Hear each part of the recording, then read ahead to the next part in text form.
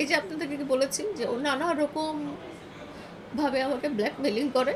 হয়তো এভাবে দেখে সে ব্ল্যাকমেইলিং করবে। ও তো আরো অনেক কিছু বানোয়াট কথা বলেছে। কোনোটারই তো আসলে সত্যতা নাই। ১ম যখন সবকিছু দিতে পেরেছিলাম, ১ম যখন সবকিছু নিতে পেরেছিল যখন, তখন কিন্তু ও কখনো খারাপ কিছু বলে নাই। তখন বলছে লায়লা শুধু অফিসে যায়, পার্কে হাঁটে আর বাসায় থাকে। কিন্তু যখন আমি দিতে পারতেছি না, তখন আমি অনেক খারাপ। তখন আমি অনেক খারাপ। তখন আমার চরিত্র খারাপ, তখন আমার সবকিছু খারাপ।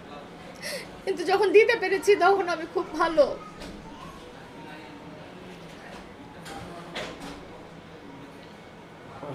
আপু ওই আসলে ডিবি হারুনের ব্যাপারটা নিয়ে যদি আসলে বলতেন যে ডিবি হারুনের একটা ছবি আমি গতকালকে বলেছি যে ও যখন বাড়ির ইস্যুতে গত বছর ও আমার বাসা ছেড়ে চলে যায়, তখন ও আমাকে বলে দিয়ে যায় যে তোমাকে সোশ্যাল মিডিয়া থেকে আমি একেবারে গায়েব করে দিব, এবং তার সাথে সাথে আমার ফেসবুক পেজ আর টিকটকটা ডিসেবল হয়ে গিয়েছিল।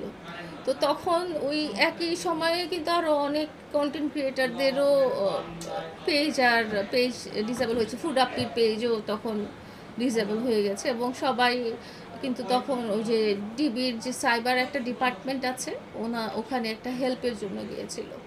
তো আমাকে আমাদেরই দুজন সাংবাদিক ভাই ওনারাও সাজেস্ট করেন, যেহেতু ফুড আপিও গিয়েছিলেন, তো ওনারাও সাজেস্ট করেন যে আপা আপনি ওই সাইবার ডিপার্টমেন্টে গেলে আপনি হেল্পটা পাবেন। তো আমি ওই দুইজন ভাইকে নিয়েই আমি ডিবি অফিসে গিয়েছিলাম, এবং আমার ডিসেবল হয়ে যাওয়া ফেসবুক আর ব্যান হয়ে যাওয়া টিকটকের ব্যাপারে আমি জানাতে গিয়েছিলাম। সাথে আমার দুজন সাংবাদিক ভাইও ছিলেন, এবং ওখানে যখন ওই বাহিনীর প্রধান উনি ওখানে কোনো কাজে এসেছিলেন, উনি জানিয়েছিলেন যে তোমার ভিডিও তো আমার স্ত্রী এবং বাচ্চারা দেখে, তোমার সাথে একটা ছবি তুলে নেই, বাচ্চারা খুশি হবে। তো তখন একজন সাংবাদিক ভাই ছবিটা তুলেছিলেন। ওনারা জানেন, ওনারা আমার সাথে গিয়েছিলেন, কি হয়েছে না হয়েছে, এবং ঘটনা এতটুকুই, এর চেয়ে কোনো বেশিও না, এর চেয়ে কোনো কমও না। আচ্ছা আপু, এই যে তারপরে যে আপনার যে এইগুলো বললো আর কি, ও আরও অনেক ধরনের অভিযোগ করেছে, আপনারও একটা অভিযোগ পেয়েছে যে আপনার পেটে লাথি মেরে বাচ্চা নষ্ট করে দেওয়ার ব্যাপারটা আসলে কতটুকু সত্য? এটা একদম সত্য, পুরোটাই সত্য। এই ঘটনা কতদিন আগে? এটা হয়েছে 2024 সালের ফেব্রুয়ারি মাসে।